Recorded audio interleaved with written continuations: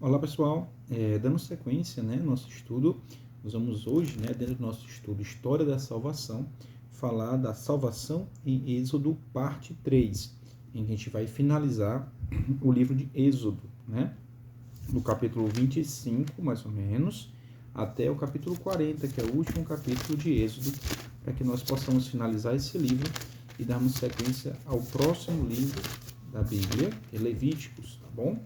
De Levíticos, que é muito importante também, muito cheio de lições para a gente também. E aí, pessoal, a gente parou nosso estudo falando sobre a lei de Deus, nos capítulos mais ou menos 20 a 24 de Êxodo, na parte 2. Nós falamos da importância da lei de Deus, dessa lei eterna de Deus. E, na sequência, hoje, nós vamos ver, se for passando os capítulos 25 para frente, nós vamos ver o pedido que Deus fez a Moisés, para que houvesse a construção de um tabernáculo, de uma tenda, a tenda do encontro, um santuário que ele seria a semelhança do santuário mostrado a Moisés. Então Deus mostra um modelo celestial, de um santuário celestial. A gente vai ver em Hebreus que isso existe, sim, existe um santuário celestial, e a esse modelo fosse construído esse tabernáculo, esse santuário. Do mesmo jeito que Deus explicou detalhes por detalhes para que Noé construísse a arca, também aqui nós temos detalhes por detalhes da construção desse tabernáculo, desse santuário, e aqui também a Arca da Aliança, que ficava em um dos compartimentos do santuário, como eu vou falar para vocês daqui a pouco.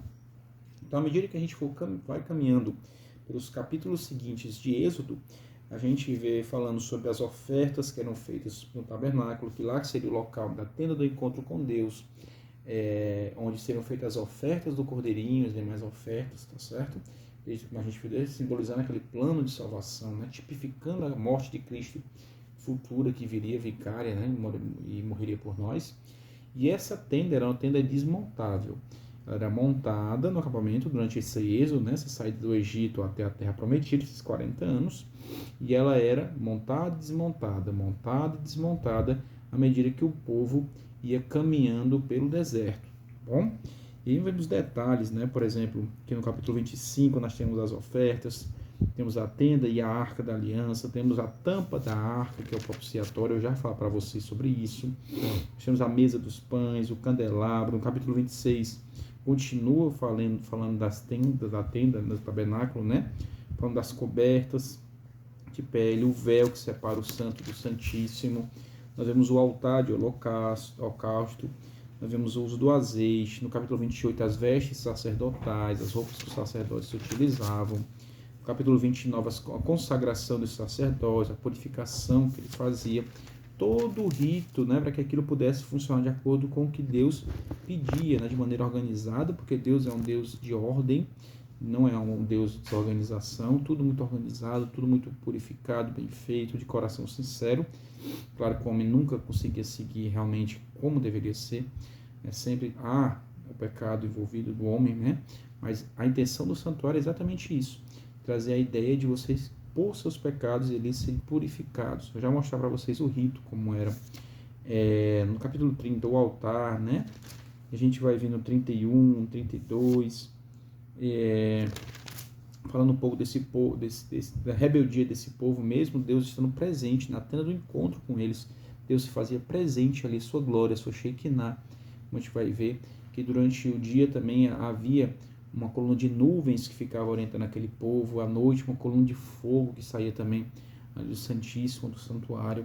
Então Deus fazia esse presente, o povo mesmo assim continuava reclamando de tudo, resmungando de tudo, também o capítulo 33 vai falar do anjo de Deus que estava sempre à frente ali, orientando e guiando os passos daquele povo, naquele retorno, o cuidado que Deus teve com aquele povo, A questão das tábuas, que foram quebradas pela rebeldia e idolatria do povo e reescritas por Deus, novamente.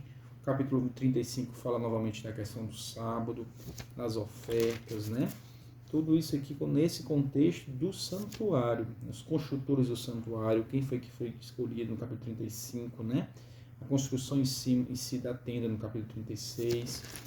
Então, assim, todos os detalhes, a Arca da Aliança, no capítulo 37, de novo, retomando a questão do candelabro. Então, até o capítulo 40, né, a gente vai ver falando basicamente sobre a ideia do santuário. Então, de maneira geral, para que a gente possa entender como funcionavam esses santuários, os ritos e essa lei cerimonial dentro desse santuário, tá bom? Não vou falar hoje das festas judaicas, que eu até ia comentar, mas vou deixar falar isso em Levíticos, principalmente Levíticos 23, onde trata com mais detalhes sobre essas festas que estão totalmente ligadas ao santuário. O Velho Testamento, que eu não gosto de chamar nem Velho nem Antigo, mas Primeiro Testamento, ele é tido como o Evangelho em símbolos. E essa é uma definição que eu concordo muito, porque nós vemos tipificações do que Jesus viria a fazer mais para frente nesse Primeiro Testamento. E esse santuário é onde tudo gira, em torno desse santuário, tudo gira a história da missão de Cristo, como a gente vai ver agora. Em Salmos fala, né, o teu caminho é o santuário, né? O teu caminho é santo, em outras traduções, mas há a tradução que fala, o salmista fala que teu caminho é o santuário. E a gente vê que o caminho realmente que Jesus percorreu foi exatamente como o santuário era organizado e como era estruturado. Então, inicialmente, pessoal, quando as 12 tribos paravam, elas se organizavam e no centro dessas tribos, ao acampar, nós tínhamos essa tenda do encontro, esse santuário, que era móvel, só ia ficar fixo bem mais para frente, na época lá de Davi e Salomão principalmente, tá bom? Nesse momento, as tribos se organizavam, tribos ao norte, ao sul, ao oeste, ao leste, já formando o formato basicamente de uma cruz. E os próprios móveis eram também em um certo formato de cruz, como a gente vai ver daqui a pouco. Nós tínhamos as principais partes do santuário. Podem colocar no Google, botem santuário celestial, tenda do encontro, vocês vão ver fotos. Vou ver se eu coloco também uma foto para os colegas do WhatsApp, ou até no Instagram também para ilustrar melhor, para poder ajudar. E nós temos a parte externa do santuário, que era o pátio, onde o povo poderia ter acesso ali, né, área comum, e onde o sacerdote iniciava o seu trabalho, tá certo? Nesse pátio nós tínhamos 2 móveis principais, um tanque com água, tá certo? E um altar de holocausto, né, de sacrifício. Então aí nós já temos o momento em que o sacerdote ele ia, se purificava na água, se limpava, para poder pegar o cordeirinho que foi trazido pelaquela pessoa em prol dos seus pecados, e aquele cordeirinho ele era morto pela própria pessoa que trouxe, como no sentido da pessoa sentir o peso do pecado que levou à morte daquele animalzinho puro, e ali o sangue dele e o animalzinho muitas vezes também era queimado naquele altar de holocausto, tá certo? O altar de sacrifício. Aqui nós já temos a simbologia, a tipificação dessa água, mostrando primeiro Jesus, a água da vida, em que Jesus também iniciou seu ministério após o seu batismo, tratando o batismo de Cristo, quando a gente chega nos evangelhos, e toda a missão de Cristo até o seu sacrifício no altar. Então, o altar de sacrifício representa a cruz de Cristo, o seu sacrifício expiatório que pagou os nossos pecados. Tá bom?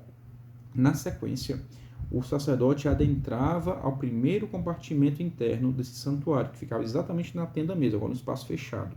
Nós tínhamos dentro dessa tenda mesmo o santo e o santo dos santos, ou santíssimo, separados por um véu. Tá bom? Nesse primeiro compartimento, que era o santo, o sacerdote tinha acesso a alguns móveis também lá. Ficavam a mesa com os pães, os 12 pães ázimos, pães representando a tribo do povo de Deus, nas 12 tribos do povo de Deus, e também Jesus, o pão da vida, a Santa Ceia, Jesus que é o pão da vida. No outro lado nós tínhamos o candelabro, 7 luzeiros do candelabro, muito referido também em Apocalipse, que representa os 7 Espíritos, o Espírito Santo, o Espírito pleno, as 7 igrejas, e Jesus, a luz da vida. E também mostrando também sobre o ministério de Cristo aqui também, tudo o que Cristo fez.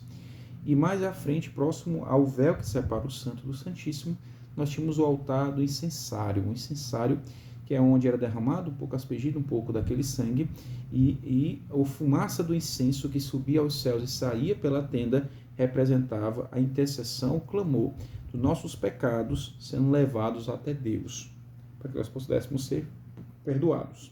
Tá bom? De maneira geral, era esse o ritual que acontecia até o santo.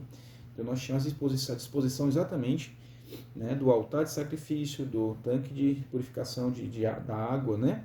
Nós tínhamos a questão do incensário e dos lados direito a questão dos pães, o esquerdo a parte do candelabro, formando uma cruz realmente, né? Até o final também com a Arca da Aliança no Santos dos Santos, uma disposição de uma cruz.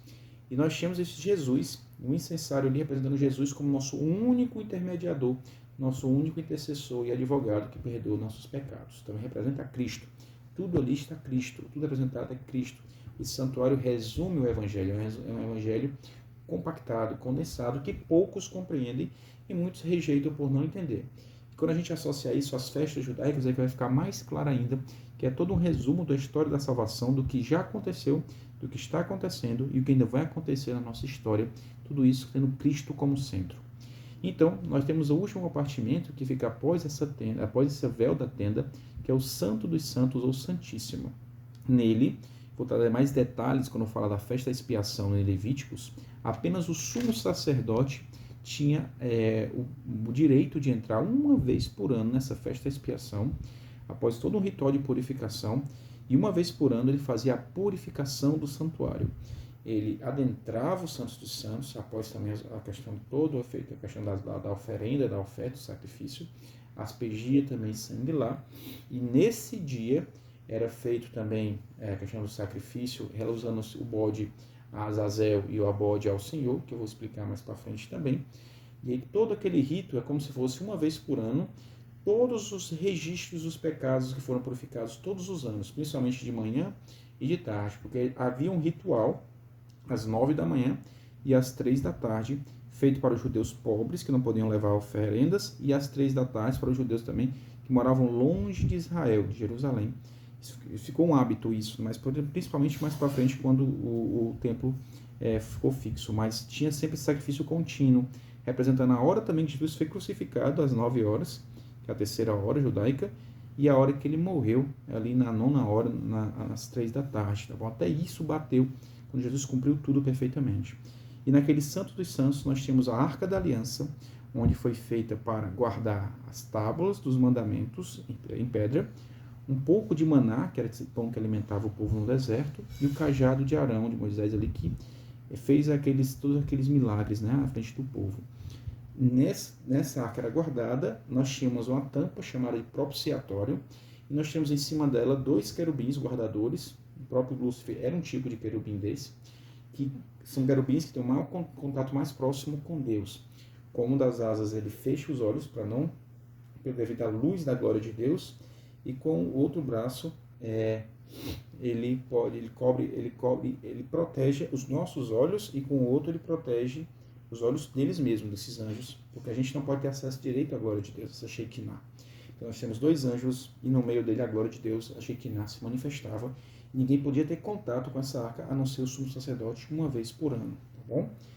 Então, nós tínhamos a glória de Deus Pai em cima, o propiciatório, que é a tampa, representando a propiciação, aquele que foi propiciação para nós, que nos resgatou, nos salvou. Essa tampa representa o próprio Cristo, que liga a glória de Deus Pai aos nossos pecados, representados pelas leis, pela lei de Deus, as tábuas que estão abaixo, tábua do mandamento, as tábuas do mandamento, porque a lei representa o nosso pecado. Nós temos a lei e sabemos que somos pecadores. Então, nossa humanidade de pecados se liga à glória de Deus Pai por meio da propiciação, da morte expiatória de Jesus, que é essa escada entre o céu e a terra.